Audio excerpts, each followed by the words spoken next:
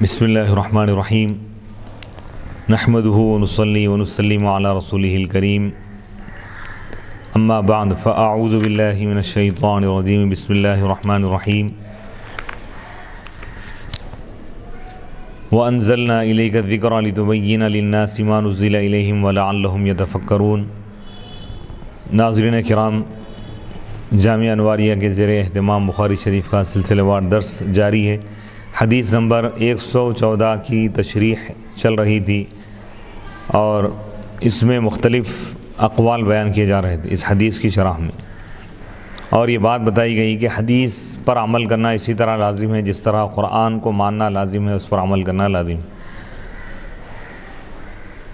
علامہ قرطبی مالکی کی اس تفسیر سے واضح ہو گیا کہ ان کے نزدیک وما ینطق عن الہوا صرف قرآن مجید کے ساتھ خاص نہیں ہے بلکہ آپ کے تمام اقوال کو شامل ہے، یعنی جو حضور جو فرمائیں وہ اپنی خواہش سے نہیں بلکہ اللہ کے حکم سے بیان کرتے ہیں، وہ بھی وحی ہوتی ہے۔ تو حدیث بھی وحی ہے، قرآن بھی وحی ہے، لیکن قرآن وحی مطلوع ہے جس کی تلاوت کی جاتی ہے نماز میں، اور حدیث وحی غیر مطلوع ہے، وحی یعنی حدیث کی تلاوت نہیں کی جاتی نماز میں، اور قرآن حدیث وحی جلی ہے اور حدیث وحی خفی ہے۔ قاضی عبداللہ بن عمر بیضاوی اس آیت کی تفسیر میں فرماتے ہیں، آپ سے قرآن کا جو نطق صادر ہوتا ہے یا آپ جو بھی نطق کرتے ہیں، جو بھی فرماتے ہیں، کہتے ہیں، بولتے ہیں، وہ صرف اللہ کی ہوئی وحی سے ہے۔ جو علماء آپ کے لیے اجتہاد کو جائز نہیں کہتے، انہوں نے اس آیت سے استدلال کیا ہے۔ اس کا جواب یہ ہے کہ آپ پر جب وحی کی گئی کہ آپ اجتہاد کریں تو جو حکم آپ کے اجتہاد سے حاصل ہوگا وہ بھی وحی ہوگا۔ اس پر یہ اعتراض ہے کہ وہ حکم وحی سے حاصل ہوگا، وحی نہیں ہوگا۔ آپ کے ہر کلام کے برحق ہونے کے ثبوت میں احادیث، یعنی حضور کا ہر ارشاد، خواہ آپ قرآن اپنی زبان سے ادا کریں وہ تو برحق ہے ہی، حدیث جو آپ اپنی زبان سے ادا کریں گے وہ بھی حق ہے۔ حضرت عبداللہ بن عمرو بن عاص رضی اللہ تعالیٰ عنہ بیان کرتے ہیں کہ رسول اللہ صلی اللہ علیہ وسلم نے فرمایا، اس منہ سے حق کے سوا اور کوئی بات نہیں نکلتی۔ یہ روایت سنن ابی داؤد میں موجود ہے۔ حدیث نمبر 3646، مصنف ابن ابی شیبہ، المستدرک، سنن دارمی، مسند احمد میں روایت موجود ہے۔ حضرت ابو ہریرہ رضی اللہ تعالیٰ عنہ بیان کرتے ہیں کہ رسول اللہ صلی اللہ علیہ وسلم نے فرمایا، میں حق کے سوا کوئی بات نہیں کہتا۔ آپ کے بعد اصحاب نے کہا، یا رسول اللہ آپ ہم سے مذاق بھی تو کرتے ہیں۔ آپ نے فرمایا، میں حق کے سوا کوئی بات نہیں کہتا۔ اس حدیث کی سند محمد بن عجلان کی وجہ سے قوی ہے، مضبوط ہے، اور اس کے باقی رجال روات ثقہ ہے، معتبر ہے، شیخین کے رجال ہیں، بخاری اور مسلم کے۔ یہ حدیث موجود ہے مسند احمد میں، سنن بیہقی میں، الادب المفرد للبخاری، امام بخاری کی جو کتاب الادب المفرد ہے اس میں بھی یہ روایت موجود ہے، المعجم الاوسط میں بھی یہ روایت موجود ہے۔ حضرت حسان رضی اللہ تعالیٰ عنہ بیان کرتے ہیں کہ جبریل امین نبی صلی اللہ علیہ وسلم پر سنت بھی اسی طرح نازل کرتے تھے جس طرح قرآن نازل کرتے تھے۔ سنن دارمی، سعید بن جبیر رضی اللہ تعالیٰ عنہ بیان کرتے ہیں کہ انہوں نے ایک دن نبی صلی اللہ علیہ وسلم کی حدیث پاک سنی، حدیث بیان کی، تو ایک شخص نے کہا کتاب اللہ میں اس کے خلاف ہے۔ انہوں نے کہا، کیا میں نہیں دیکھ رہا ہوں کہ میں رسول اللہ صلی اللہ علیہ وسلم کی حدیث بیان کر رہا ہوں اور تم اس پر کتاب اللہ سے معارضہ کر رہے ہو، ٹکراؤ پیش کر رہے ہو۔ رسول اللہ صلی اللہ علیہ وسلم کتاب اللہ کو تم سے زیادہ جاننے والے تھے، یعنی حدیث بھی بالکل برحق ہے، اس کو سمجھنے کی ضرورت ہے۔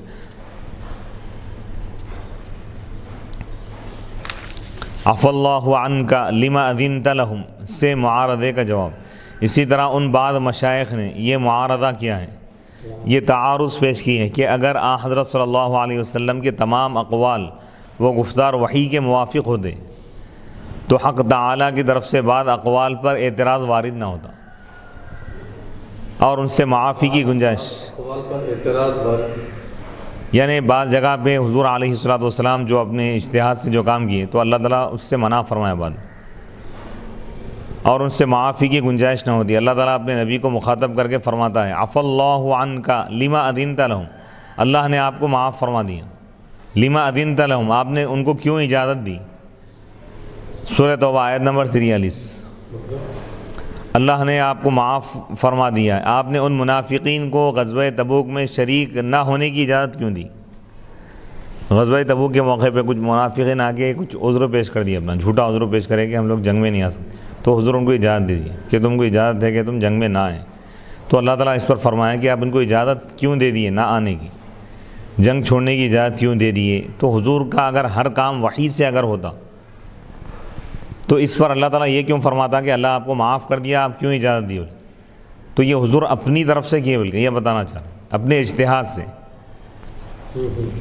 اب اس کا جواب دے رہے ہیں مصنف علامہ غلام رسول سعیدی صاحب فرما رہے ہیں کہ میں کہتا ہوں اگر اللہ نے پہلے آپ کو منافقین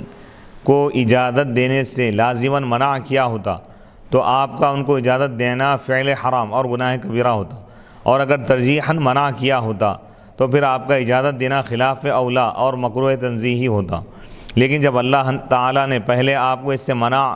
کیا ہی نہیں تو پھر آپ کا منافقین کو غزوہ تبوک میں شریک نہ ہونے کی اجازت دینا کسی قسم کا گناہ نہیں ہے، اور نہ یہ فعل مکروہ تنزیہی یا خلاف اولا ہے۔ یعنی یہ جو عمل آپ لوگوں کو جو اجازت دے دیے جنگ میں شریک نہ ہونے کی، تو یہ گناہ نہیں ہے برائے، مکروہ تنزیہی بھی نہیں ہے، خلاف اولا بھی نہیں ہے، بلکہ آپ کے لیے ان کو اجازت دینا یا نہ دینا دونوں فعل مباح تھے۔ اجازت دے بھی سکتے تھے آپ، اجازت دینا بھی آپ کا جائز تھا، اجازت نہ دینا بھی آپ کے لیے جائز تھا۔ اور اس آیت میں اللہ تعالیٰ نے آپ سے محبت آمیز خطاب فرمایا کہ اللہ آپ کو معاف فرمائے، آپ نے ان کو جہاد میں شامل نہ ہونے کی اجازت کیوں دے دی؟ حالانکہ آپ اجازت نہ دیتے تو یہ پھر بھی جہاد میں شامل ہونے والے نہ تھے، یعنی ان کے حق میں آپ کا اجازت دینا اور نہ دینا دونوں برابر۔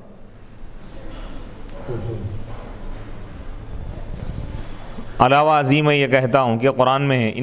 قل انما اتبع ما یوحی الی من ربی، سورہ اعراف آیت نمبر 203، آپ فرما دیجئے میں صرف اسی کی پیروی کرتا ہوں جس کی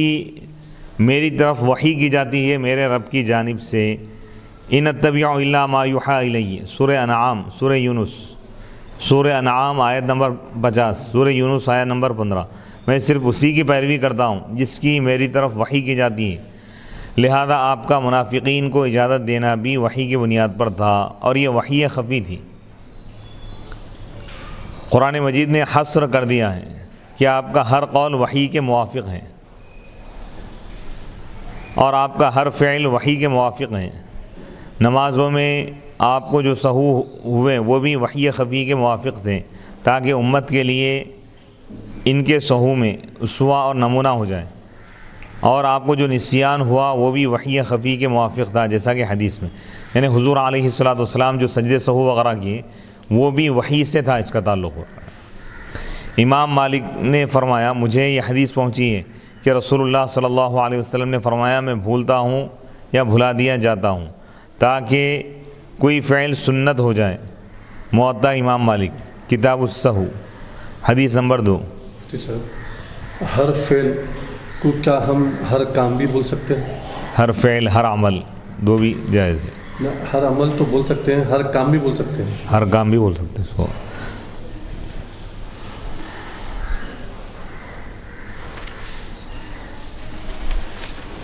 بدر کے قیدیوں سے فدیہ لینے کی وجہ سے آپ کی خطا ثابت کرنا اور اس کا جواب۔ بدر کے قیدیوں سے آپ کا فدیہ لینا بھی اتباع وحی میں تھا، وحی کی اتباع میں تھا۔ حضور علیہ الصلوۃ جنگ بدر کے قیدیوں سے جو آپ نے فدیہ لیا وہ بھی اللہ کے منشے سے ہی تھا، یہ بھی اتباع وحی میں تھا، اور فدیہ لینے میں اللہ نے آپ پر عتاب نہیں فرمایا بلکہ ان بعد 9 مسلم صحابہ پر عتاب فرمایا جنہوں نے مال دنیا کی تمام حرص میں فدیہ لینے کی رائے کو ترجیح دی تھی رہے آپ، تو آپ نے فدیہ لینے کو اس لیے ترجیح دی تھی کہ آپ کو علم تھا کہ ان قیدیوں میں سے بہت سے لوگ مسلمان ہو جائیں گے، سو آپ نے ان کے اسلام کی وجہ سے فدیہ لے کر قیدیوں کو آزاد کرنے کی رائے کو پسند فرمایا تھا۔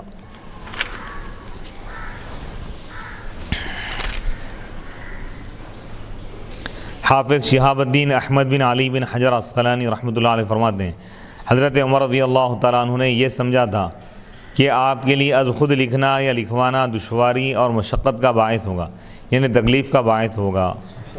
لہذا آپ کو اس کی زحمت نہ دی جائے۔ علامہ قرطبی وغیرہ نے کہا ہے کہ آپ نے فرمایا میرے پاس کاغذ اور قلم لاؤ، یہ آپ کا حکم تھا اور حکم کا تقاضا یہ ہے کہ اس پر عمل کیا جائے۔ لیکن حضرت عمر کی دوسرے اصحاب کے ساتھ رائے یہ تھی کہ یہ حکم وجوب کے لیے نہیں ہے بلکہ آپ نے زیادہ بہتر کام کی طرف متوجہ فرمایا ہے، لہذا ان اصحاب نے آپ کو اس حالت میں اس مشقت میں ڈالنے کو ناپسند کیا۔ اور جب کہ ان کے ذہنوں میں قرآن مجید کی یہ آیات بھی تھی، ما فرطنا فی الکتاب من شیء، سورہ انعام آیت نمبر 38، ہم نے کتاب میں کوئی چیز نہیں چھوڑی۔ ونزلنا علیک الکتاب تبیانا لکل شیء، سورہ نحل آیت نمبر 59، اے نبی ہم نے آپ پر اس کتاب کو نازل کیا، یہ اس حال میں کہ یہ کتاب قرآن مجید ہر چیز کا کھلا بیان ہے، واضح بیان ہے، مکمل بیان ہے۔ اس لیے حضرت عمر رضی اللہ تعالیٰ عنہ نے کہا ہمیں کتاب اللہ کافی ہے۔ صحابہ کی دوسری جماعت کی رائے یہ تھی کہ افضل یہ ہے کہ آپ کو لکھنے دیا جائے، کیونکہ اس طرح آپ کے حکم پر عمل ہوگا، اور چونکہ آپ کے بعد میں سب کو وہاں سے اٹھنے اور چونکہ آپ نے بعد میں سب کو وہاں سے اٹھنے کا حکم دیا، اس سے واضح ہو گیا کہ آپ کا پہلا حکم اختیاری تھا، واجب نہ تھا۔ یہی وجہ ہے کہ اس کے بعد آپ کئی روز تک بقید حیات رہے، لیکن آپ نے دوبارہ کاغذ اور قلم لانے کا حکم نہیں فرمایا، نہیں دیا۔ اور اگر آپ کا یہ حکم واجب ہوتا تو صحابہ کے اختلاف کی وجہ سے آپ اپنے حکم کو ترک نہ فرماتے، نہیں چھوڑتے، کیونکہ آپ نے کفار کی شدید مخالفت کے باوجود تبلیغ کو ترک نہیں فرمایا تھا، نہیں چھوڑا تھا۔ اور صحابہ بعض کاموں میں آپ سے اختلاف کرتے تھے، لیکن جب آپ کسی کام کا عزم فرما لیتے، پختہ ارادہ فرما لیتے، تو پھر آپ کے حکم پر عمل کرتے تھے۔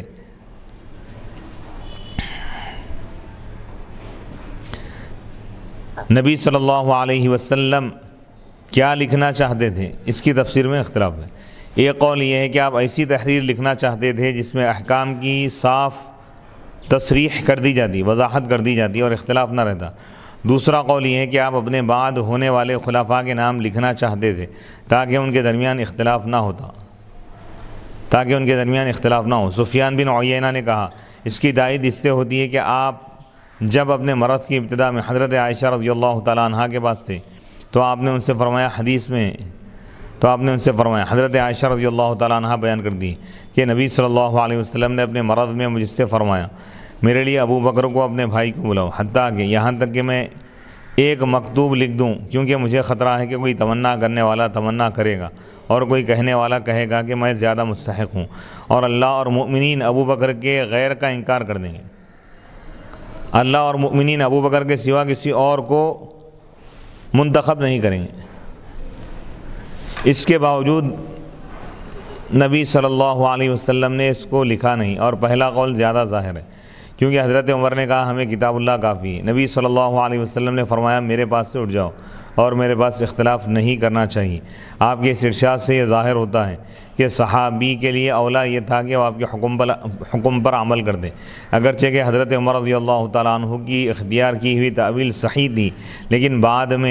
کیونکہ بعد میں نبی صلی اللہ علیہ وسلم نے اپنے حکم پر عمل کرنے کے لیے نہیں فرمایا۔ علامہ قرطبی نے کہا ہے کہ صحابہ کے اس اختلاف کی نظیر یہ ہے کہ آپ نے فرمایا تھا کہ تم میں سے کوئی شخص بنی قریظہ میں پہنچے بغیر نماز نہ پڑھے۔ بعض صحابہ نے کہا اگر ہم بنو قریظہ میں پہنچ کر نماز پڑھی تو وقت نکل جائے گا، اور آپ کا منشا یہ نہیں تھا کہ ضرور بنی قریظہ میں عصر پڑھنا، تو انہوں نے راستے میں نماز پڑھ لی اور بعد نے اس حکم کے ظاہر پر عمل کیا اور بنو قریظہ پہنچ کر نماز پڑھی، اور آپ نے کسی فریق کو ملامت نہیں کیا۔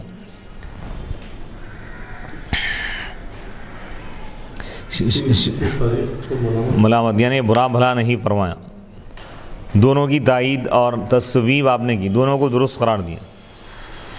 شیعہ علماء نے حضرت عمر رضی اللہ تعالیٰ عنہ پر یہ اعتراض کیا ہے کہ جب رسول اللہ صلی اللہ علیہ وسلم نے کاغذ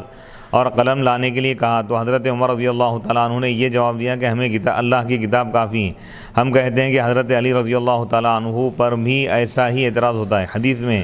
حضرت علی بن ابی طالب رضی اللہ تعالیٰ عنہ بیان کرتے ہیں کہ ایک رات رسول اللہ صلی اللہ علیہ وسلم ان کی اور حضرت فاطمہ رضی اللہ تعالیٰ عنہ کے پاس آئے اور فرمایا تم دونوں نماز نہیں پڑھتے۔ میں نے کہا یا رسول اللہ ہماری جانیں اللہ کے ہاتھ میں، بس جب وہ ہمیں اٹھانا چاہتا ہے تو ہم اٹھ جاتے ہیں۔ جب ہم نے یہ کہا تو رسول اللہ صلی اللہ علیہ وسلم واپس چلے گئے اور مجھے کوئی جواب نہیں دیا۔ پھر میں نے سنا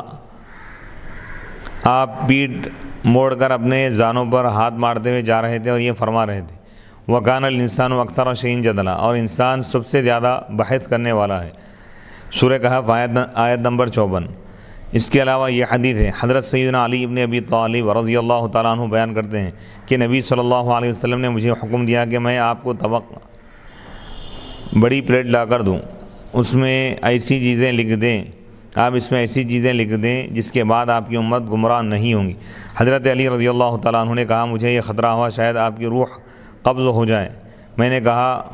میں یاد رکھوں گا اور محفوظ رکھوں گا، یعنی طبق نہیں لا کر دیا۔ آپ نے فرمایا میں نماز کی، زکوٰۃ کی اور تمہارے باندیوں کے معاملے میں وصیت کرتا ہوں۔ پہلی حدیث میں یہ تصریح ہے، وضاحت ہے کہ رسول اللہ صلی اللہ علیہ وسلم حضرت علی اور حضرت فاطمہ رضی اللہ تعالیٰ عنہما کو تہجد کے لیے اٹھانے گئے تو حضرت علی رضی اللہ تعالیٰ عنہ نے رسول اللہ صلی اللہ علیہ وسلم کو پلٹ کر ایسا جواب دیا جس سے آپ کو جس سے آپ ناراض ہو گئے۔ اور دوسری حدیث میں یہ تصریح ہے کہ رسول اللہ صلی اللہ علیہ وسلم نے لکھنے کے لیے طبق منگایا اور حضرت علی نے لا کر نہیں دیا اور کہا میں یاد کر لوں گا۔ علماء شیعہ علماء ان دونوں حدیثوں کا جواب دیں، یعنی شیعہ جس طرح حضرت عمر بن خطاب رضی اللہ تعالیٰ عنہ کی اس حدیث اور اس قول پر اعتراض کرتے ہیں کہ حضرت عمر رضی اللہ تعالیٰ عنہ نے لکھنے سے روک دیا، تو وہاں پر حکمت یہ تھی کہ حضور علیہ الصلوۃ والسلام کیونکہ بیمار تھے، لکھنے میں حضور کو تکلیف ہوں گی،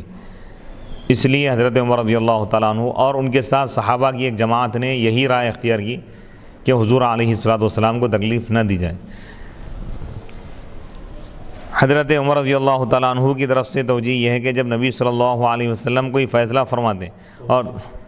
یعنی اس کی تشریح یہ ہے کہ جب نبی صلی اللہ علیہ وسلم کوئی فیصلہ فرماتے اور صحابہ کو اس میں تردد ہوتا تو وہ آپ کے سامنے اپنی رائے اور اپنے اختلاف کو ظاہر کر دیں، اور جب وہ دیکھتے کہ اس فیصلے پر نبی صلی اللہ علیہ وسلم کو جزم اور یقین ہے اور نبی صلی اللہ علیہ وسلم نے ان کے شبہات کو دلائل سے رد فرما دیا ہے،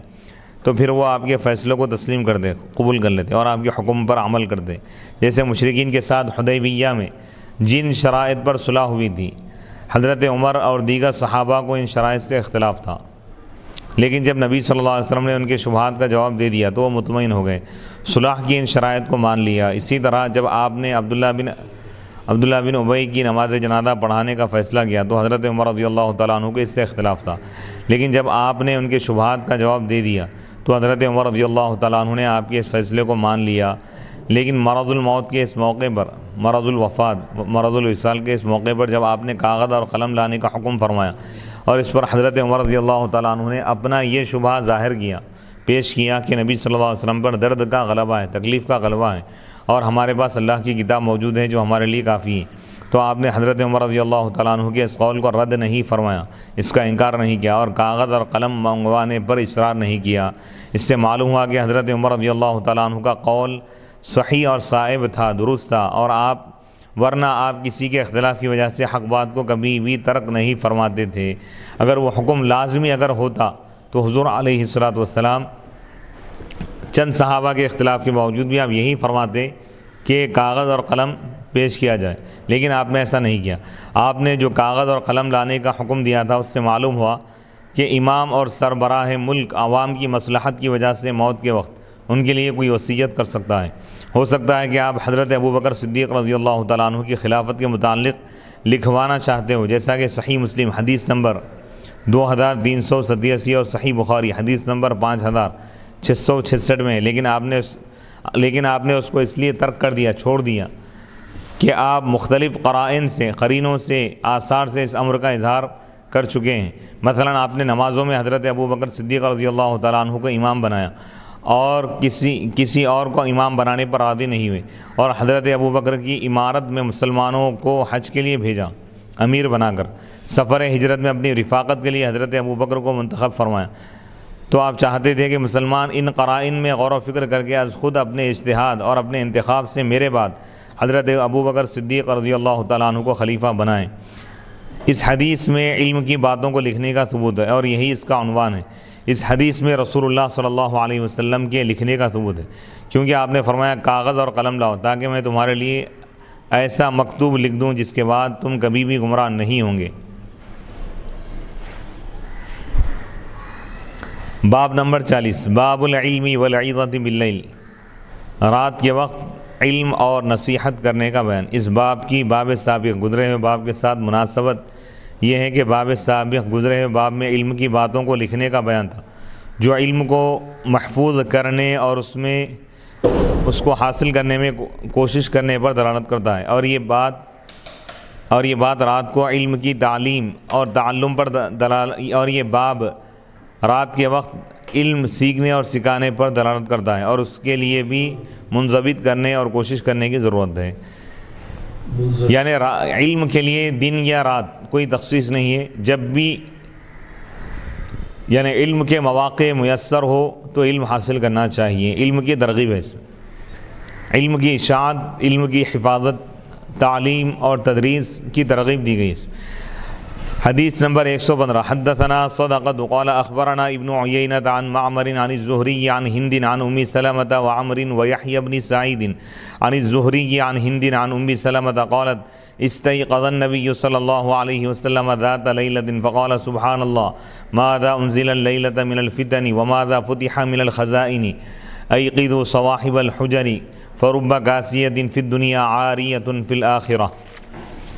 امام بخاری رحمۃ اللہ علیہ فرماتے ہیں کہ ہم کو صدقہ نے حدیث بیان کی، قال انہوں نے کہا ہم کو ابن عیینہ نے خبر دی، وہ معمر سے روایت کرتے ہیں، وہ زہری سے روایت کرتے ہیں، وہ ہندا سے روایت کرتے ہیں، وہ ام سلمہ سے روایت کرتے ہیں،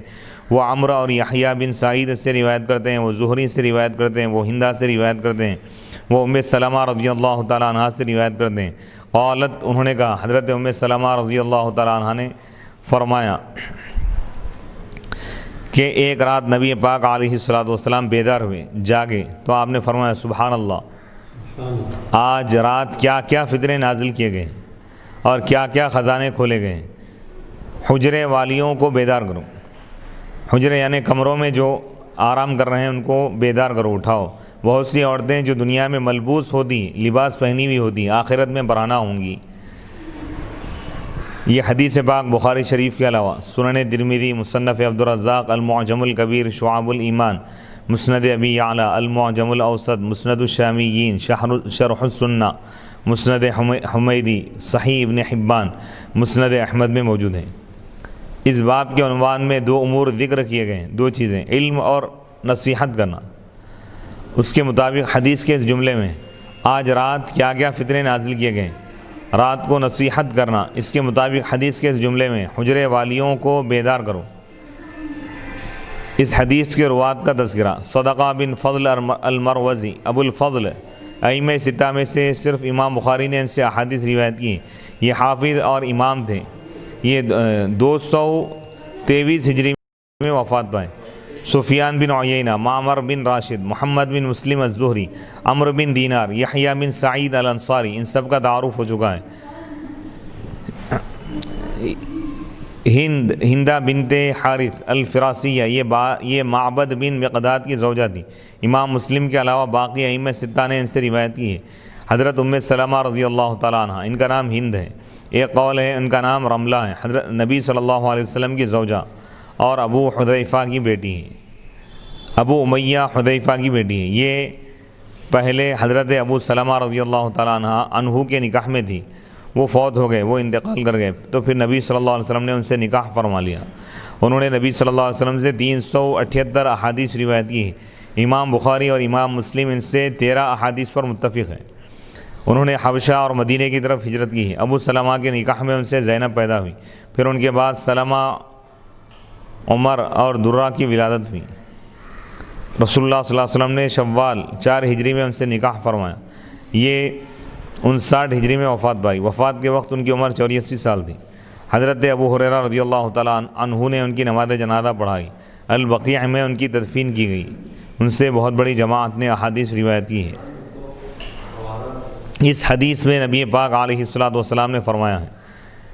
آج رات کیا کیا فتنے نازل کیے گئے ہیں اور کیا کیا خزانے کھول دیے گئے ہیں۔ اس کے معنی یہ ہے کہ رسول اللہ صلی اللہ علیہ وسلم نے اس رات خواب دیکھا اور اس میں آپ نے وہ فتنے دیکھے جو آپ کے بعد واقع ہوں گے، اور آپ نے وہ خزانے دیکھے جو آپ کی امت کے لیے کھولے جائیں گے، اور بیدار ہونے کے بعد آپ پر اس کی حقیقت منکشف ہو گئی، ظاہر ہو گئی۔ آپ کے بعد جو فتنے ہوئے وہ مشہور ہیں، جیسے حضرت عثمان غنی رضی اللہ تعالیٰ عنہ کا قتل، جنگ جمل، جنگ صفین، جنگ نہروان، کربلا حضرت علی رضی اللہ تعالیٰ عنہ اور حضرت حسین امام حسین رضی اللہ تعالیٰ عنہ اور ان کے رفقاء کی شہادت، اس کے بعد کعبے کو جلایا جانا،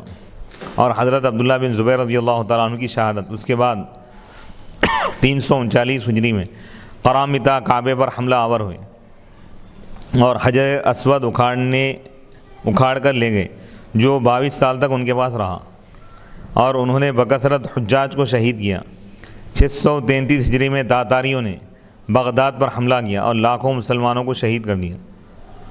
اس کے بعد اب تک مسلمان فتنوں کی زد میں ہیں۔ نیز اس حدیث میں نبی پاک علیہ الصلوۃ والسلام نے فرمایا حجرے والیوں کو جگاؤ، اس سے مراد ازواج مطہرات ہیں۔ حضور علیہ الصلوۃ والسلام کی ازواج طاہرات مطہرات ہیں، امہات المؤمنین ہیں۔ نیز اس میں آپ نے فرمایا جو دنیا میں ملبوس ہوں گی وہ آخرت میں برہنہ ہوں گی۔ اس کے معنی یہ ہے کہ جو دکھاوے کے اعمال کرے گی وہ آخرت میں بے عمل ہوگی۔ اللہ اکبر۔ باب نمبر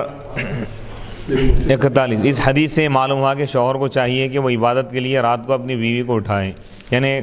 اپنے گھر والوں کو، اہل و عیال کو عبادت کی ترغیب دینے کی اس حدیث میں وضاحت کی گئی۔ ایک سوال میرا یہ ہے مفتی صاحب اس میں کہ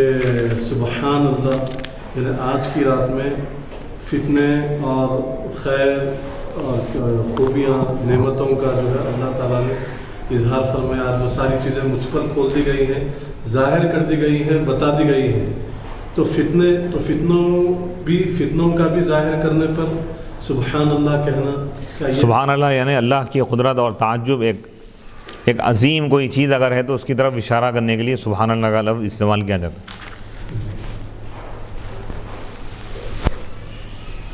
تو اس کے بعد حضور علیہ الصلوۃ والسلام جو فرمائیں کہ ازواج مطہرات کو جگاؤ، بیدار کرو تاکہ وہ عبادت کرے، تو اس پہ اشارہ یہ ہے کہ جب فتنے ظاہر کر دیے گئے تو اس سے بچنے کے لیے اللہ کی عبادت کرنا چاہیے۔ فتنوں کے دور اور زمانے میں انسان کو چاہیے کہ وہ خود بھی کثرت سے عبادت کرے اور اپنے اہل و عیال، بیوی بچوں کو، اپنے قرابت داروں کو، سب کو کثرت سے نیک اعمال کی تلقین کرے، ترغیب دے۔ یہ فتنے سے بچنے کا ایک ذریعہ ہے۔ اس کے بعد حضور علیہ الصلوۃ والسلام جو فرمائیں وہ یہی ہے۔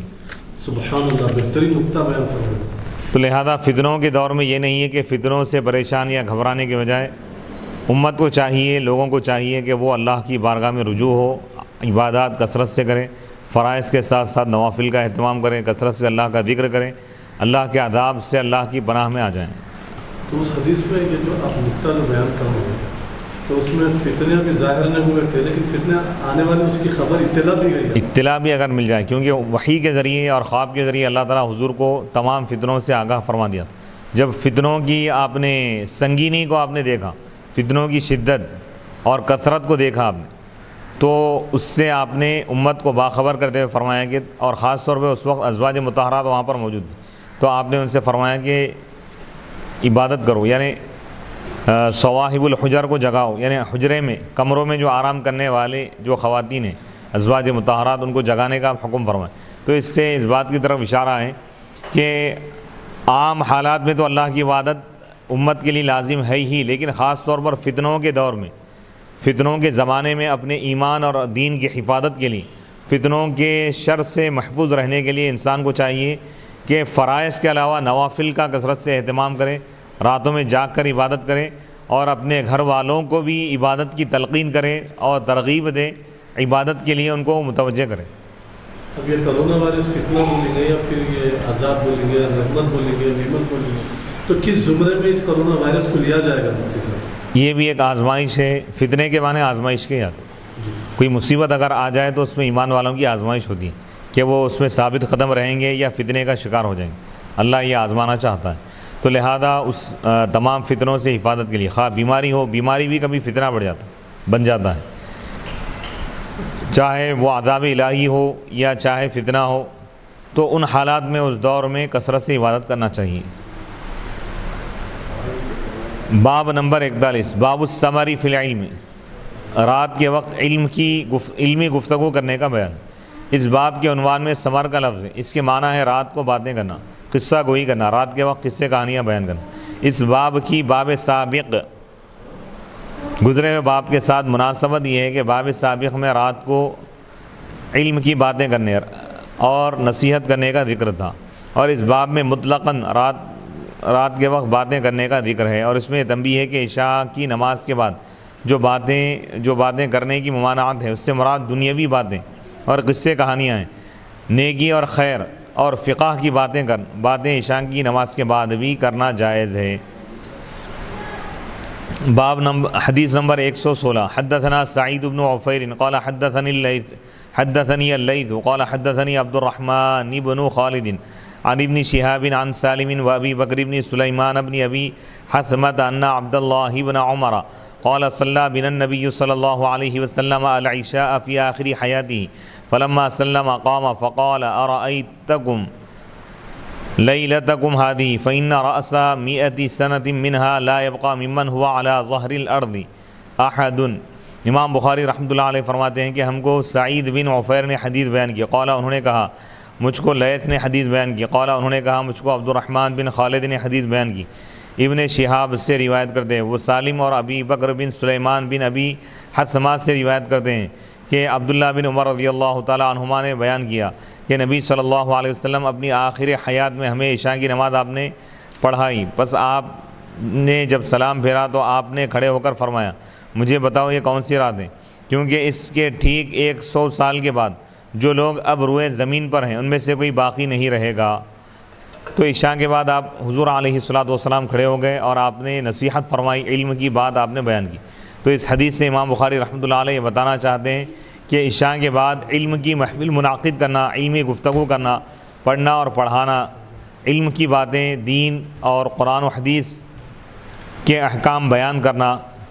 یہ حضور علیہ الصلوۃ والسلام کی سنت ہے۔ اور اس حدیث میں حضور علیہ الصلوۃ والسلام کے علم غیب کی دلیل بھی ہے کہ 100 سال کے بعد کیا ہونے والا ہے 100 سال پہلے آپ بتا دی۔ فرمائے کہ اب یہ لوگ جو موجود ہیں حضور کے سامنے اس وقت، فرمائے کہ ان میں سے کوئی بھی 100 سال کے بعد باقی نہیں رہے گا، یعنی صحابہ میں سے کوئی بھی روئے زمین پر 100 سال کے بعد باقی نہیں رہے گا، 100 سال پہلے آپ بتا دیں۔ یہ علم غیب کی دلیل ہے۔ یہ حدیث پاک بخاری شریف کے علاوہ صحیح مسلم، سنن ابی داؤد، سنن ترمذی، نسائی کی سنن کبریٰ، سنن بیہقی، دلائل النبوہ، مسند احمد میں موجود ہے۔ اس حدیث کی باب کے عنوان کے ساتھ مطابقت اس طرح ہے کہ اللہ کے رسول علیہ الصلوۃ والسلام نے عشاء کی نماز کے بعد صحابہ سے علم کی آپ نے گفتگو فرمائی۔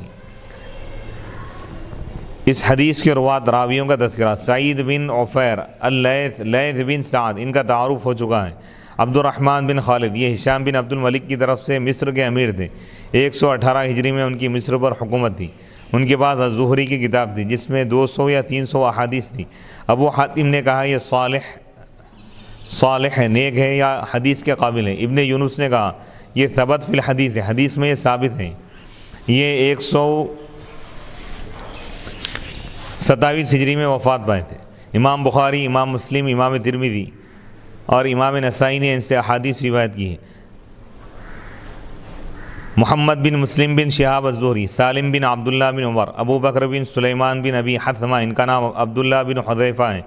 امام بخاری نے ان کی صرف زیر بحث حدیث کو روایت کیا ہے۔ یہ علماء قریش میں سے تھے۔ انہوں نے حضرت سعید بن زید اور حضرت ابو ہریرہ رضی اللہ تعالیٰ عنہما سے احادیث روایت کی۔ امام مسلم اور امام ترمذی نے ان سے احادیث روایت نہیں کی۔ حضرت عبداللہ بن عمر بن خطاب رضی اللہ تعالیٰ عنہ، حضرت عبداللہ بن عمر بن خطاب رضی اللہ تعالیٰ عنہما کا تعارف اور تذکرہ گزر چکا ہے۔ عشاء کی نماز کے بعد گفتگو کرنے کے جواز اور عدم جواز کے محامل مقامات،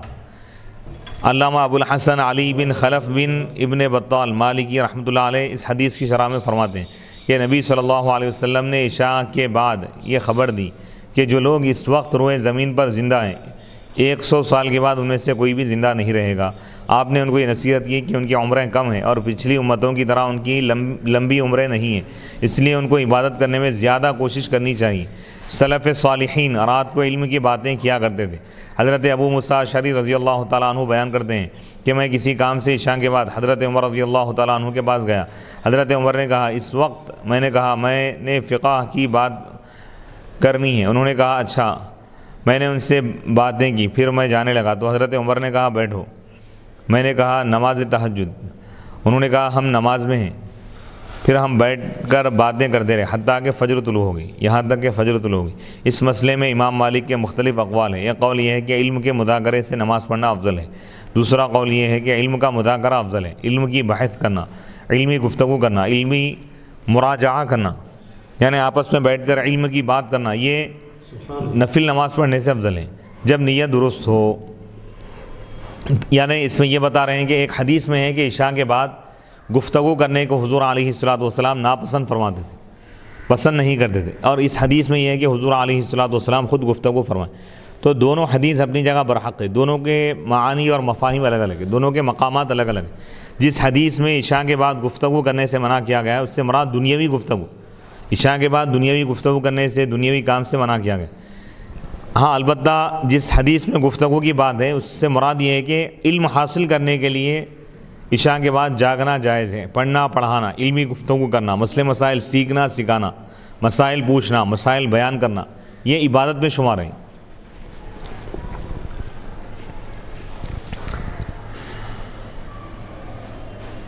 علامہ بدر الدین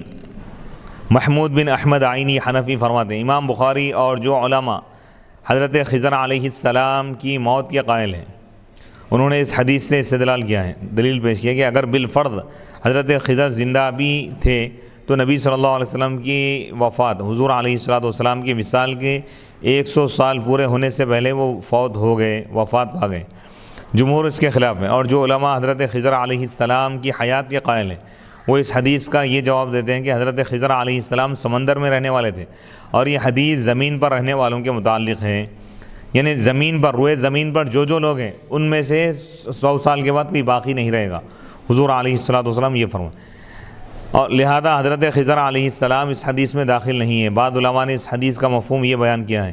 کہ جن لوگوں کو تم جانتے ہو اور ان کو پہچانتے ہو ان میں سے کوئی 100 سال کے بعد زندہ نہیں رہے گا، بس حدیث کے الفاظ عام ہیں لیکن اس سے مخصوص لوگوں کا ارادہ کیا گیا ہے۔ یہ جو فرمایا کہ جو لوگ روئے زمین پر ہیں اس قید سے فرشتوں سے احتراز کیا گیا ہے، فرشتے مراد نہیں ہیں، بے انسان مراد ہے۔ علامہ کرمانی نے کہا ہے کہ اگر یہ اعتراض کیا جائے کہ حضرت عیسیٰ علیہ السلام زندہ ہیں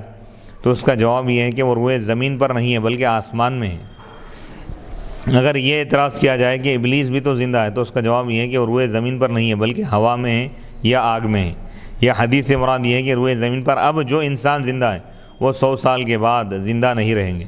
علامہ عینی فرماتے ہیں یہ سب کمزور باتیں ہیں، اس حدیث پر نہ حضرت عیسیٰ علیہ السلام سے اعتراض ہوتا ہے نہ ابلیس سے، کیونکہ رسول اللہ صلی اللہ علیہ وسلم کی مراد یہ ہے کہ اس وقت جو روئے زمین پر آپ کی امت ہے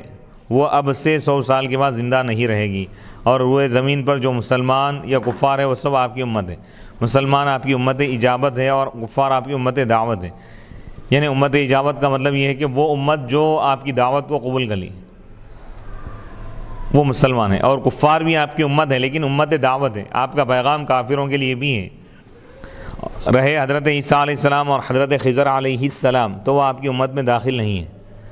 اور رہا شیطان تو وہ بنی آدم سے نہیں ہے۔ حدیث نمبر 117 حدثنا آدم قال حدثنا شعبۃ قال حدثنا الحکم قال سمعت سعید بن جبیر عن ابن عباس قال بت فی بیت خالتی میمونۃ بنت الحارث زوج النبی صلی اللہ علیہ وسلم وكان النبی صلی اللہ علیہ وسلم عندها في ليلتها فصلى النبي صلى الله عليه وسلم العشاء ثم جاء إلى منزله فصلى 4 ركعات ثم نام ثم قام ثم قال نام الغليم أو كلمة تشبهها ثم قام فقمت عن يساره فجعلني عن يمينه فصلى 5 ركعات ثم صلى ركعتين ثم نام حتى سمعت غطيته أو خطيته ثم خرج إلى الصلاة۔ امام بخاری رحمۃ اللہ علیہ فرماتے ہیں کہ ہم کو آدم نے حدیث بیان کی، قالا انہوں نے کہا ہم کو شعبہ نے حدیث بیان کی، قالا انہوں نے کہا ہم کو حکم نے حدیث بیان کی، قالا انہوں نے کہا میں سعید بن جبیر کو بیان کرتے ہوئے سنا عبداللہ بن عباس رضی اللہ تعالیٰ عنہما سے۔ حضرت عبداللہ بن عباس رضی اللہ تعالیٰ عنہما نے کہا میں ایک رات اپنی خالہ کے پاس رہا جن کا نام حضرت میمونہ بنت حارث رضی اللہ تعالیٰ عنہ ہے، جو نبی صلی اللہ علیہ وسلم کی زوجہ ہیں، ام المؤمنین ہیں۔ اس رات نبی صلی اللہ علیہ وسلم ان کے پاس تھے۔ نبی صلی اللہ علیہ وسلم نے عشاء کی نماز ادا فرمائی، پھر آپ اپنے گھر تشریف لائے، پھر آپ نے 4 رکعت نماز ادا فرمائی، پھر آپ سو گئے، پھر آپ کھڑے ہو گئے، پھر آپ نے فرمایا چھوٹا لڑکا سو گیا، چھوٹا بچہ سو گیا، یا کوئی اور کلمہ جو اس کے مشابہ آپ نے فرمایا، اس جیسا جملہ، پھر آپ نماز کے لیے کھڑے ہو گئے تو میں آپ کی بائیں جانب کھڑا ہو گیا، بس آپ نے مجھے دائیں جانب کر دیا۔ حضور علیہ الصلوۃ والسلام نماز کی حالت میں حضرت عبداللہ بن عباس کو بائیں جانب سے ہٹا کے دائیں جانب، حضور کے دائیں جانب کھڑے کر دی۔ آپ نے 5 رکعت نماز پڑھی، پھر 2 رکعت نماز پڑھی، پھر آپ سو گئے، حتیٰ کہ میں نے آپ کی آواز سنی، یعنی نیند کی آواز سنی، آپ کے خراٹے لینے کی آواز سنی، پھر آپ نماز کے لیے کھڑے ہو گئے۔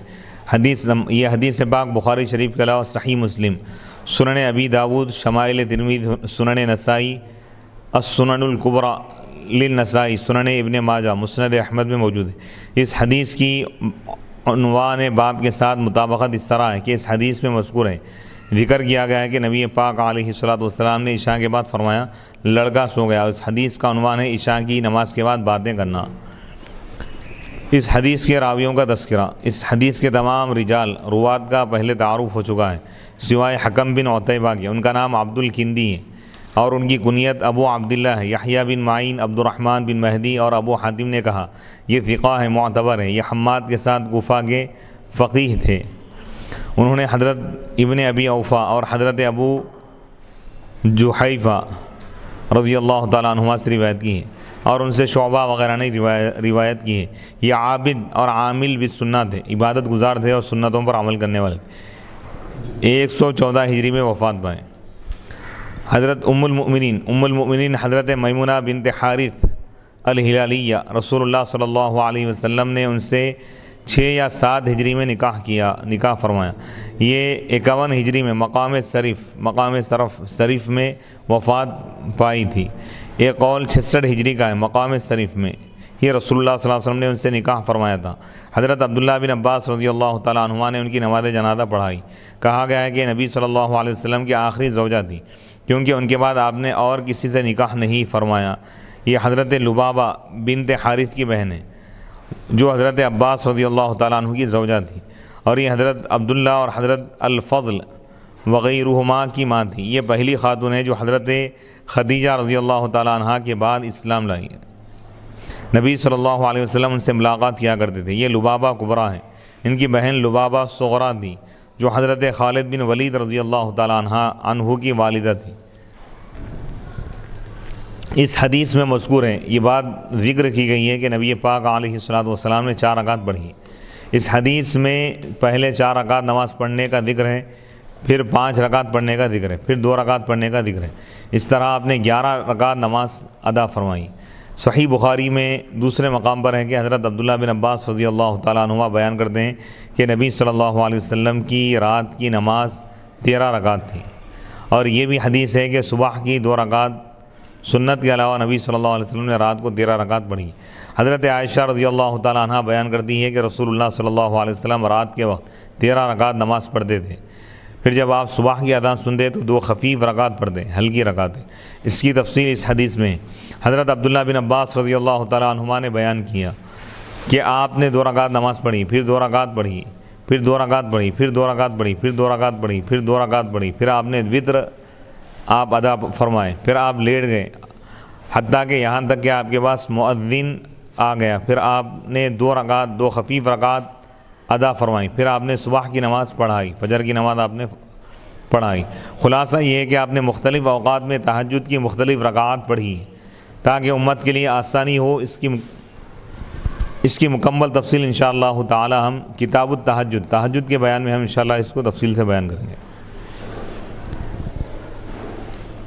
اس حدیث میں حضرت عبداللہ بن عباس رضی اللہ تعالیٰ عنہما کی فضیلت ہے کہ وہ بچپن میں نبی پاک علیہ الصلوۃ والسلام کے رات کے معمولات جاننے کے لیے ساری رات جاگتے رہے۔ ایک قول یہ ہے کہ حضرت عباس رضی اللہ تعالیٰ عنہ نے ان کو یہ وصیت کی تھی کہ وہ نبی صلی اللہ علیہ وسلم کے رات کے اعمال کا مشاہدہ کریں۔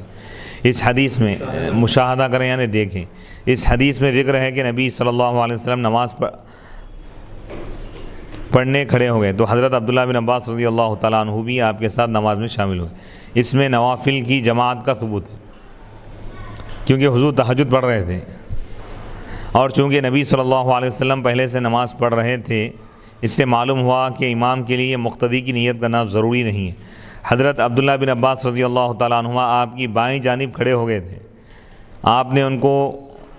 کان سے پکڑ کر دائیں طرف، ان کا کان پکڑ کر آپ ان کو دائیں طرف آپ نے کر دیا۔ اس سے معلوم ہوا کہ اگر مقتدی ایک ہو تو اس کو امام کی دائیں جانب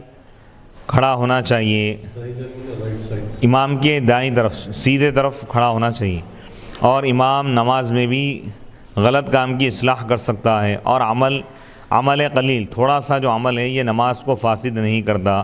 حضرت عبداللہ بن عباس، فاسد یعنی نماز کو ختم نہیں کرتا، نہیں توڑتا۔ حضرت عبداللہ بن عباس رضی اللہ تعالیٰ عنہما ساری رات اپنی خالہ حضرت میمونہ رضی اللہ تعالیٰ عنہ کے پاس رہے۔ اس سے معلوم ہوا کہ نابالغ بچے اپنے محارم کے ساتھ ساری رات گزار سکتے ہیں، خواہ اس کی خالہ کے ساتھ اس کا شوہر بھی ہو۔ اس رات نبی صلی اللہ علیہ وسلم حضرت میمونہ رضی اللہ تعالیٰ عنہ کے گھر پر تھے۔ اس سے معلوم ہوا کہ آپ باری باری اپنے ازواج مطہرات رضی اللہ تعالیٰ عنہن کے پاس جاتے تھے۔ آپ پر یہ تقسیم واجب نہ تھی، لیکن آپ نے اپنے فضل سے اپنے اوپر یہ معمول لازم کر لیا تھا۔ آپ نے فرمایا نام الغلیوں، کیا چھوٹا لڑکا، چھوٹا بچہ سو گیا۔ اس ارشاد میں محبت کی وجہ سے نام کی بجائے صفت کے ذکر کرنے کا ثبوت ہے، اور تصغیر کا بھی ثبوت ہے۔ تصغیر یعنی جیسے غلام کی تصغیر ہے غلیم، معمول کر لیا تھا کا مطلب مفتی صاحب یعنی اپنی عادت آپ بنا لیے تھے، معمول سے مراد عادت ہے۔ اس حدیث میں ثبوت ہے کہ نابالغ بچے کی نماز صحیح ہے، اور اگر وہ اکیلا ہو تو اس کے ساتھ بھی جماعت ہو جاتی ہے، یعنی امام کے ساتھ اگر ایک چھوٹا بچہ بھی اگر جماعت میں شامل ہو جائے تب بھی نماز ہو جائے گی۔ اس حدیث میں مذکور ذکر کیا گیا ہے کہ آپ نے کل 11 رکعت پڑھی، جن میں 2 رکعت سنت فجر تھی، 3 رکعت وتر، اور 6 رکعت آپ نے تہجد کی نماز پڑھی۔ تہجد کی رکعت آپ نے کم از کم 4 اور زیادہ سے زیادہ 12 رکعت پڑھی۔ اس حدیث میں یہ ثبوت ہے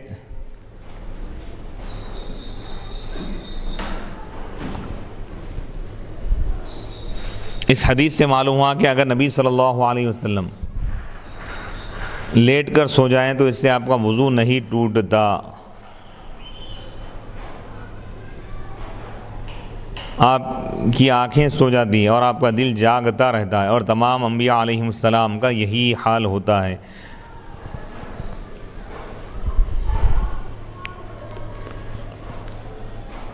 اس حدیث کو امام بخاری نے 19 جگہ ذکر کیا ہے، اور ہر جگہ اس سے ایک نیا مسئلہ مستنبط کیا ہے، نکالا ہے۔ مثلا یہاں اس حدیث کو عشاء کی نماز کے بعد باتیں کرنے کے ثبوت میں ذکر کیا ہے، کیونکہ آپ نے فرمایا تھا کیا چھوٹا لڑکا، چھوٹا بچہ سو گیا۔ حدیث نمبر 138 میں اس کو تخفیف فی الوضو کے باب میں ذکر کیا ہے، کیونکہ اس حدیث میں ذکر ہے کہ آپ نے کم پانی کے ساتھ تخفیف سے وضو کیا۔ پھر تخفیف یعنی پانی اگر کم ہو تو ایک ایک مرتبہ اعضائے وضو کو دھونا، کیونکہ اس حدیث میں ذکر ہے کہ جب آپ سو کر اٹھیں تو آپ نے سورہ آل عمران کی 10 آیات تلاوت کی، اس کے بعد وضو کیا۔ حدیث نمبر 697 میں اس کو اس باب کے تحت ذکر کیا ہے کہ جب ایک مقتدی ہو تو اس کو امام کی دائیں جانب کھڑا ہونا چاہیے۔ حدیث نمبر 698 میں اس حدیث کو اس باب میں ذکر کیا ہے کہ اگر مقتدی بائیں جانب کھڑا ہو جائے اور امام اس کو نماز میں دائیں جانب کھڑا کر دے تو اس سے اس کی نماز فاسد نہیں ہوتی۔ حدیث نمبر 699 میں اس حدیث کو اس باب کے تحت ذکر کیا ہے کہ امام نے کسی کو نماز پڑھانے کی نیت، اگر امام نے کسی کو نماز پڑھانے کی نیت نہ کی ہو پھر کوئی آ کر نماز میں شامل ہو جائے تو جماعت کی نماز صحیح ہے۔ حدیث نمبر 726 میں اس حدیث کو اس باب میں ذکر کیا کہ اگر ایک آدمی امام کی بائیں جانب کھڑا ہو جائے اور امام اس کو نماز میں دائیں جانب کر دے تو اس کی نماز پوری ہو جائے گی۔ حدیث نمبر 728 میں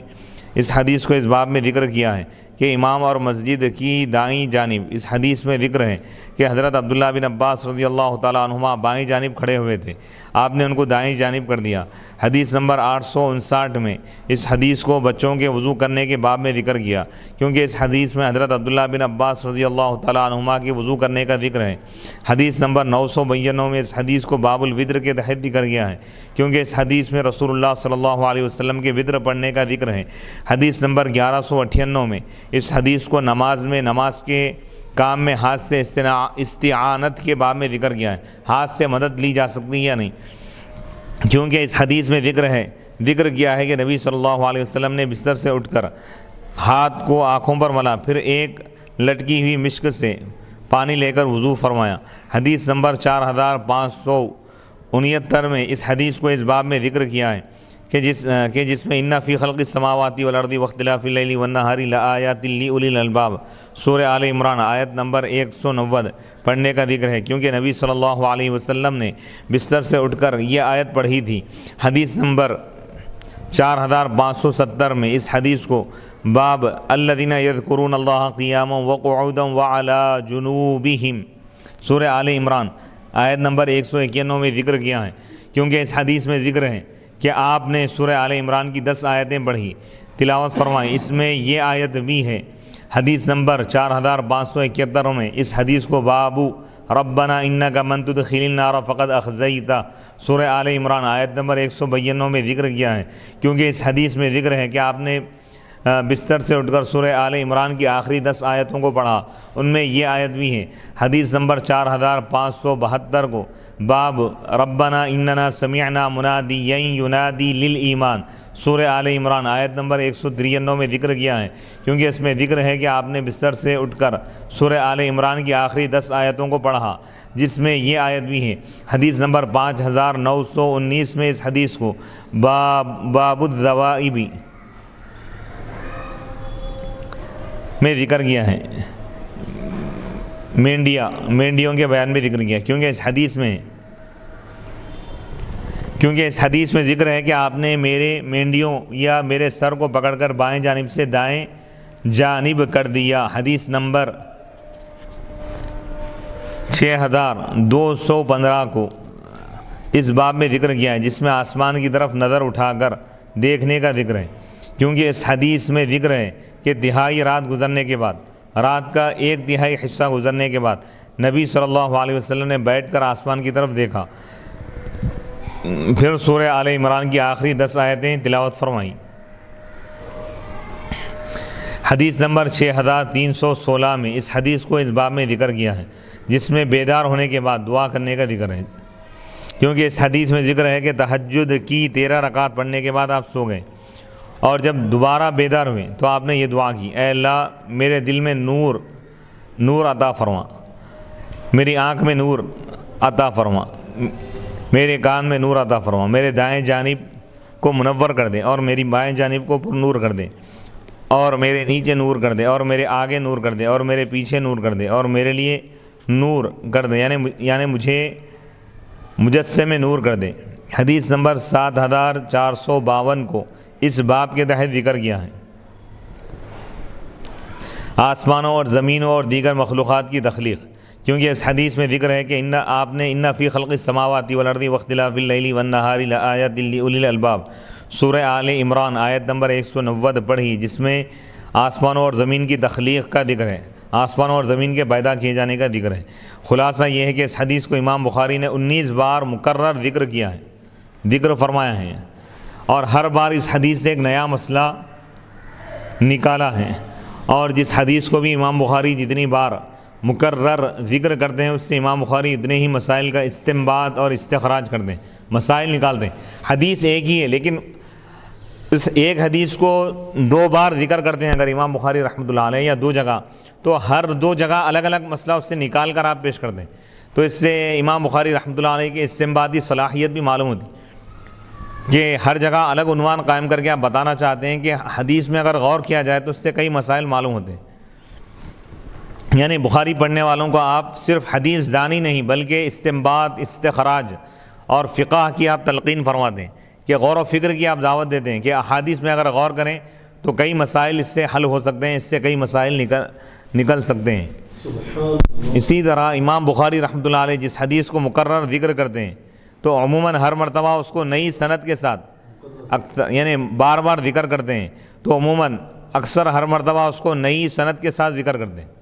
یعنی راوی الگ الگ ہوتے ہیں۔ پہلی مرتبہ جس حدیث کو ذکر کیے تو اس میں راوی الگ ہے، دوسری مرتبہ اسی حدیث کو ذکر کیے تو راوی وہاں پر بدل جاتے ہیں۔ مثلاً اس حدیث کو حدیث نمبر 117 میں آدم سے روایت کیا، حدیث نمبر 138 میں علی بن عبداللہ سے، حدیث نمبر 183 میں اسماعیل سے، حدیث نمبر 697 میں سلیمان بن حرب سے، حدیث نمبر 698 میں احمد سے، حدیث نمبر 699 میں مسدد سے، حدیث نمبر 726 میں قتیبہ بن سعید سے، حدیث نمبر 728 میں موسیٰ سے، حدیث نمبر 859 میں علی بن عبداللہ سے، حدیث نمبر 138 میں علی بن عبداللہ سے روایت تھی، حدیث نمبر 992 میں عبداللہ بن مسلمہ سے، حدیث نمبر 1198 میں عبداللہ بن یوسف سے، حدیث نمبر 4569 میں سعید بن ابی مریم سے، حدیث نمبر 4570 میں پھر علی بن عبداللہ سے، یہ ان سے تیسری بار مکرر روایت ہے۔ حدیث نمبر 4571 میں پھر علی بن عبداللہ سے، یہ ان سے چوتھی روایت ہے۔ حدیث نمبر 4572 میں قتیبہ بن سعید سے، حدیث نمبر 7000، حدیث نمبر 726 میں بھی انہی سے تھی، حدیث نمبر 5919 میں علی بن عبداللہ سے، یہ ان سے پانچویں روایت ہے۔ حدیث نمبر 6215 میں ابن ابی مریم سے، حدیث نمبر 4569 میں بھی ان سے روایت تھی، حدیث نمبر 6316 میں پھر علی بن عبداللہ سے، یہ ان سے چھٹی مکرر روایت ہے، چھٹویں مرتبہ۔ حدیث نمبر 7452 میں سعید بن ابی مریم سے، یہ ان سے تیسری مکرر روایت ہے۔ خلاصہ یہ ہے کہ 19 احادیث میں سے علی بن عبداللہ سے 6 مرتبہ، سعید بن ابی مریم سے 3 مرتبہ، قتیبہ بن سعید سے 2 مرتبہ مکرر روایت کی ہے، اور یہ 11 مکرر اسانید ہے بار بار جو ذکر کی گئی، اور 8 بار نئی اسانید، نئی سندوں کے ساتھ آپ نے روایت کی۔ مکرر روایت کی یہ تفصیل اور تجزیہ یہ صرف ہماری شرح کی خصوصیت، کسی اور شارح نے اس کی طرف توجہ نہیں کی۔ یعنی جہاں پر اس نعمت الباری میں علامہ غلام رسول سعیدی صاحب نے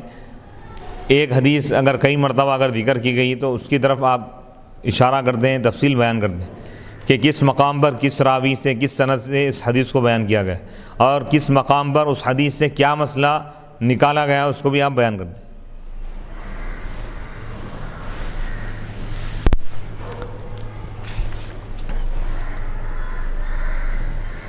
باب حفظ العلم، باب نمبر 42، علم کی حفاظت کا بیان۔ اس باب کی باب سابق کے ساتھ مناسبت، گزرے ہوئے باب کے ساتھ مناسبت اس طرح ہے کہ باب سابق میں گزرے ہوئے باب میں عشاء کی نماز کے بعد باتیں کرنے کا ذکر تھا، اور اس سے مقصود بھی علم کی حفاظت تھی، اور یہ باب بھی علم کی حفاظت میں ہے۔ حدیث نمبر 118، حدثنا عبد العزیز بن عبد اللہ قال حدثنی مالک عن ابن شہاب عن الاعرج عن ابی ہریرہ قال ان الناس يقولون اکثر ابو ہریرہ ولولا آیتان فی کتاب اللہ ما حدثت حدیثا ثم يتلو ان الذين يكتمون ما انزلنا من البينات والهدى من بعد ما بيناه للناس في الكتاب اولئك يلعنهم الله ويلعنهم اللاعنون الا الذين تابوا واصلحوا وبينوا فاولئك اتوب عليهم وانا التواب الرحيم ان اخواننا من المهاجرين كان يشغلهم الصفق بالاسواق وان اخواننا من الانصار كان يشغلهم العمل في اموالهم وإن أبا هريرة كان يلزم رسول الله صلى الله عليه وسلم بشبع بطنه ويحذر ما لا يحذرون ويحفظ ما لا يحفظون۔ امام بخاری رحمۃ اللہ علیہ فرماتے ہیں کہ ہم کو عبد العزیز بن عبداللہ نے حدیث بیان کی، قال انہوں نے کہا مجھ کو مالک نے حدیث بیان کی ابن شہاب سے، وہ اعرج سے روایت کرتے ہیں، وہ حضرت ابو ہریرہ رضی اللہ تعالیٰ عنہ سے روایت کرتے ہیں۔ قال حضرت ابو ہریرہ رضی اللہ تعالیٰ عنہ نے فرمایا بے شک لوگ کہتے ہیں کہ ابو ہریرہ نے بہت زیادہ حدیثیں بیان کی ہیں، اگر یہ 2 آیتیں اگر نہ ہوتی تو میں کوئی حدیث بیان نہیں کرتا۔ وہ 2 آیتیں کیا ہیں آپ اس کی تلاوت فرمائیں۔ سورہ بقرہ آیت نمبر 160 جس میں اللہ تعالیٰ فرما رہا ہے ان الذین یکتمون، بے شک وہ لوگ جو چھپاتے ہیں ان نشانیوں کو اور ہدایت کی باتوں کو جو ہم نے نازل کی ہے، من بعد ما بیناہ للناس، بعد اس کے کہ ہم نے اس کو کھول کر بیان کر دیا ہے لوگوں کے لیے کتاب ہے، یعنی اللہ کی نازل کردہ کتاب باتوں کو چھپانے والے، علم کی باتوں کو چھپانے والے، یہی وہ لوگ ہیں جن پر اللہ تعالیٰ لعنت فرماتا ہے اور لعنت کرنے والے ان پر لعنت کرتے ہیں۔ الا الذین تابوا، سوائے ان لوگوں کے جو توبہ کر لیے اور اپنے عمل کو درست کر لیے اور آیتوں کو احکام کو کھول کھول کر بیان کی، تو یہی وہ لوگ ہیں اللہ تعالیٰ فرما رہا ہے کہ میں ان کی توبہ کو قبول کروں گا اور میں خوب توبہ قبول کرنے والا، خوب رحم کرنے والا ہوں۔ حضرت ابو ہریرہ فرما رہے ہیں کہ اگر یہ 2 آیتیں نہ ہوتی تو میں کوئی حدیث بیان نہیں کرتا۔ جتنے احادیث یاد تھے آپ سنا دیے، کہیں اس وعید میں نہ آ جائیں، علم چھپانے والوں میں کہیں ان کا نام شامل نہ ہو جائے۔ ان اخواننا، آپ حضرت ابو ہریرہ فرما رہے ہیں کہ بے شک ہمارے مہاجر بھائی، ان کو بازار کے معاملات، بازار میں تجارت ان کو مشغول کر رکھی تھی، یعنی وہ لوگ تجارت میں مصروف ہو گئے تھے، بزنس میں مصروف ہو گئے تھے، اور ہمارے جو انصاری بھائی ہیں وہ اپنے اموال میں کام کاج میں مشغول ہو گئے تھے، یعنی زراعت وغیرہ، کھیتی وغیرہ میں مشغول ہو گئے تھے، وَإِنَّ یعنی مصروف ہو گئے تھے، وَإِنَّ ابا ہریرہ، اور بے شک ابو ہریرہ بھرے ہوئے پیٹ کے ساتھ رسول اللہ صلی اللہ علیہ وسلم کے ساتھ چمٹا رہتا تھا اور ان مواقع پر حاضر ہوتا تھا جن مواقع پر وہ لوگ حاضر نہیں ہوتے تھے، اور ان احادیث کو یاد رکھتا تھا جن کو وہ یاد نہیں رکھتے تھے۔ یعنی حضرت ابو ہریرہ فرمائیں، پہلی بات تو یہ کہ قرآن کی ان 2 آیتوں کی وجہ سے میں تمام زیادہ حدیثیں بیان کیا، اور دوسری چیز یہ ہے کہ صحابہ 2 قسم کے، مہاجر اور انصار۔ مہاجرین تجارت میں مصروف تھے، کاروبار میں، اور انصار اپنی زراعت پر کھیتی وغیرہ کرتے تھے لوگ۔ تو لہذا ابو ہریرہ یعنی حضرت ابو ہریرہ فرما رہے ہیں کہ میں اپنی شکم سیری کے ساتھ، یعنی حدیثوں سے، علم سے اپنے پیٹ کو بھرنے کے لیے، اپنی تشنا روح کو، پیاسی روح کی پیاس بجھانے کے لیے میں اللہ کے رسول علیہ الصلوۃ والسلام کے ساتھ اکثر رہتا تھا، اور ان مواقع پر، ان اوقات میں بھی میں حضور کے ساتھ زیادہ رہتا تھا جس میں دیگر صحابہ نہیں رہتے تھے، اور میں حضور سے وہ احادیث سن کر یاد کر لیتا تھا جو یہ لوگ یاد نہیں کرتے تھے۔ وصلی اللہ تعالی علی خیر خلقہ سیدنا محمد وعلی آلہ واصحابہ وبارک وسلم اجمعین، والحمد للہ رب العالمین۔